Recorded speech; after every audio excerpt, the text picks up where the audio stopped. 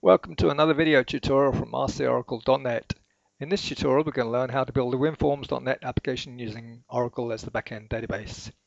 For this, there are two prerequisites. We need to install and configure Microsoft Visual Studio 2008 or 2010, and we also need to install Oracle Database 10G XE, which is available from the Oracle Technology Network. Full instructions on how to install and configure these two products are available from our website, RCOracle.net. Select Oracle and .NET from the menu options on the left, and from there you'll find a link to this page that's currently on display. So the first thing we need to do is to start our Oracle database. Again, instructions are available on this page. Having started the database, we can now start building our application using Visual Studio. First thing we do is select New Project, and this brings up the list of types of projects. So we select Windows Forms Application, which creates a blank form for us. The first thing we need to do is to add a reference to the Oracle Data Access Client. So we bring up .NET components, sort them by name, and scroll down till we find the Oracle Database components. We add that to the form. Next, we need to add objects to our form. We want to add a button and a label. So we find the button object in the toolbox, and we drag and drop that onto our form like so, and then we look for a label object to add to our form, and again we just drag and drop that onto the form. We tidy them up a bit so that they're all nicely aligned, and then we double click on the button to bring up the event handler for the button, which is the code that will be executed when the button is clicked.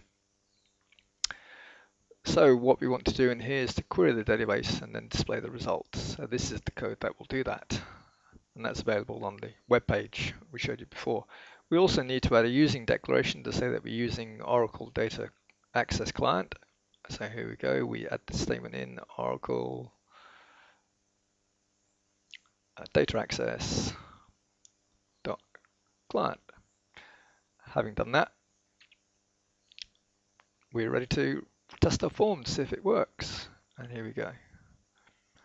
Just build it, and we click on the button to initiate and query the database and display the result, and there we go.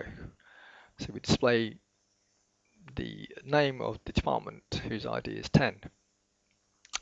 Right, now to make the form a little bit more complicated. So we create a bit of space for ourselves to add another button to the form. Another label to the form rather. And we also want to add a text box to the form. Again, we just drag and drop these objects from the toolbox onto the form. And tidy them up just to make sure they're nice and aligned.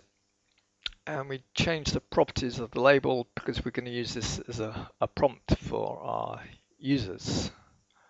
Oops, so let's go back and change the property of that.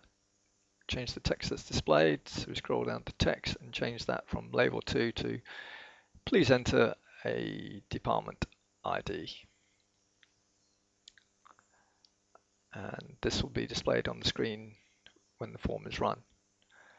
The text box is used for accepting input from the end user.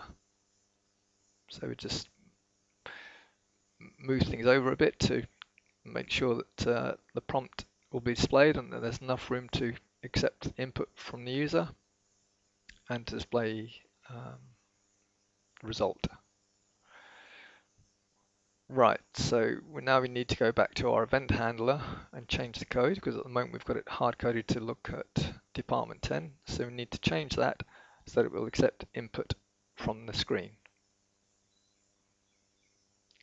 Replace the hard-coded value of 10 with the value that's in our text box, which has been entered by the user. So replace 10 with textbox1.text. Having done that, we can run the form again to test it, make sure it works.